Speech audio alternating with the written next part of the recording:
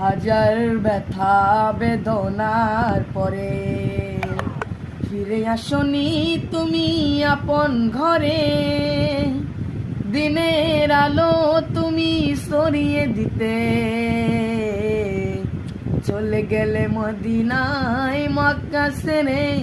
হে রাসূল তোমাকে ভুলি আমি কেমন করে।